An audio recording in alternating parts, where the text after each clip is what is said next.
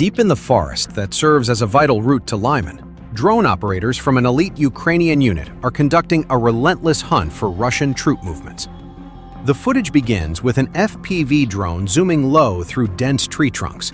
Below, an enemy ATV is seen speeding, attempting to exploit the narrow path to avoid detection. The vehicle is heavily loaded, likely ammunition or vital supplies for a frontline unit. The SIGNUM operator doesn't hesitate. The drone dives sharply, striking the vehicle in the center in a split second.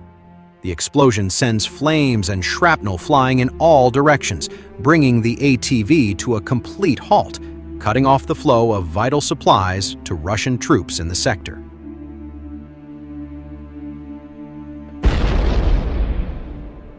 Through the crisp, precise aerial footage, every detected target is reduced to flames, vehicles, supplies, and even the soldiers themselves.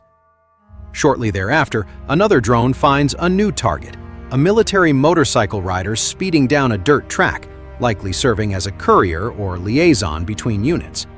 The drone approached at high speed, and the rider appeared oblivious to the approaching aerial threat. In a single, precise maneuver, the drone struck the rear of the vehicle. A powerful explosion engulfed the motorcycle and rider in flames, leaving debris scattered across the forest path.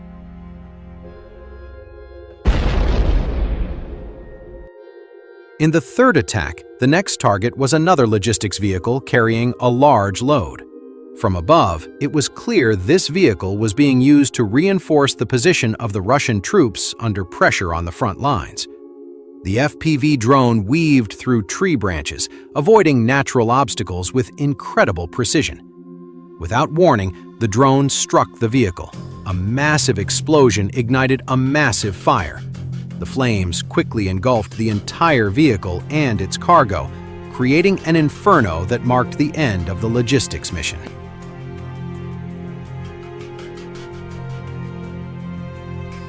At the same time, a reconnaissance drone spotted several Russian soldiers moving separately among the trees. They were trying to take advantage of the forest's natural cover, but from an aerial perspective, they were clearly visible. There was nowhere to hide.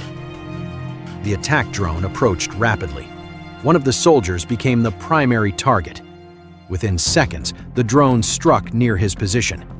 The explosion created a fireball that instantly engulfed the surrounding area, cutting off any attempts to defend or escape.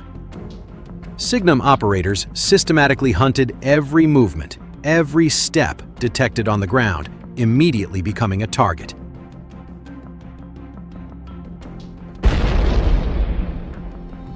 The following footage showed the drones striking with deadly precision, explosion after explosion shaking the forest floor. Fire spread through the dead leaves and debris, creating a landscape of devastation, with no safe path, no cover, only destruction from the skies. This operation was a clear demonstration of how FPV drones have changed the face of modern warfare.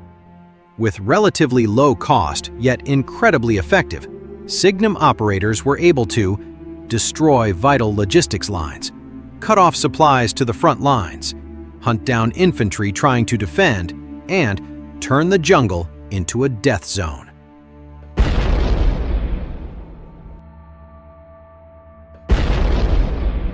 Now, on the Lymansk front line, each strike was not only physical destruction, but death came silently.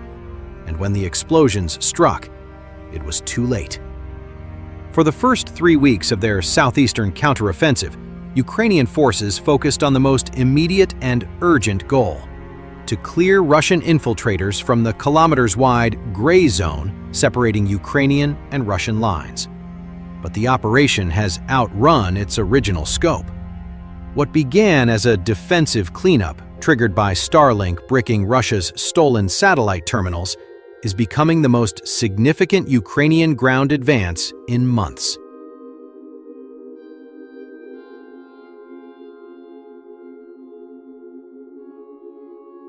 In the critical 30-kilometer sector between the Ukrainian-controlled town of Pokrovsk in Dnipropetrovsk Oblast and the Russian-controlled town of Huliaipole in Zaporizhia Oblast, a pair of powerful Ukrainian battle groups has achieved this objective.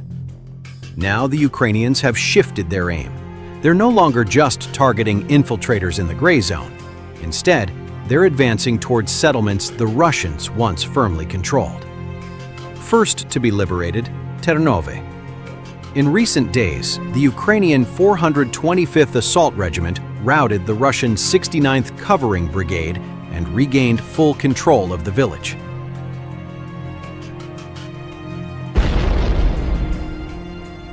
The liberation of Ternove is a sign that the Ukrainian counteroffensive, which kicked off in early February right as Russian forces were experiencing a communications meltdown, isn't a mere clearing operation intended to eject Russian troops from the gray zone in order to shore up faltering Ukrainian defenses. No, the Ukrainians aim to push back the Russians in the southeast, buying space and time for the Ukrainians to more broadly reshape the battlefield ahead of a likely Russian offensive in the spring.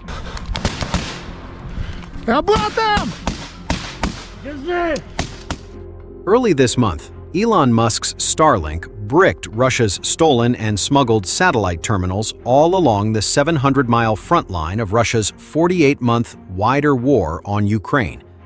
At the same time, the Kremlin recklessly blocked military access to non-government social media platforms, including Telegram, which many Russian troops had used for frontline communication. The twin moves threw the Russian armed forces in Ukraine into disarray.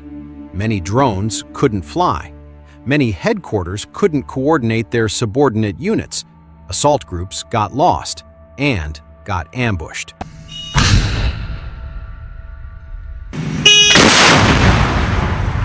Sensing opportunity, the Ukrainian armed forces went on the attack in several key sectors, especially in the southeast, where Dnipropetrovsk Oblast meets Zaporozhye Oblast. As recently as late last year, outgunned and outnumbered Ukrainian troops were falling back in this area. Now they're lunging forward.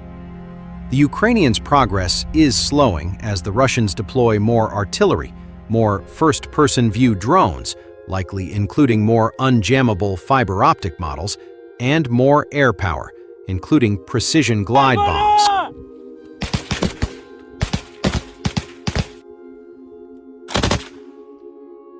To liberate Ternove, the 425th Assault Regiment had little choice but to heavily damage the settlement.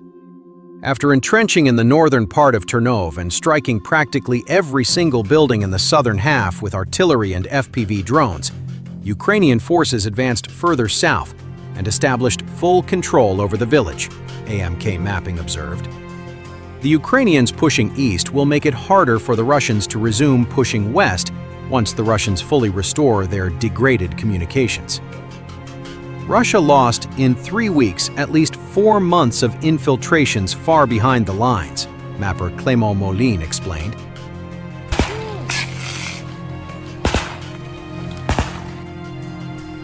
This will buy time to better Pokrovsky defenses, as well as the H-15 highway leading to Zaporizhia. Ukraine already is building multiple new defensive lines, Moline added. Meanwhile, the Russians are facing non-stop military losses on Ukrainian soil. About 1,265,130 aggressors' troops were eliminated. 153,188 air targets of invaders were shot down. Thousands of tanks, armored vehicles, and trucks were destroyed by the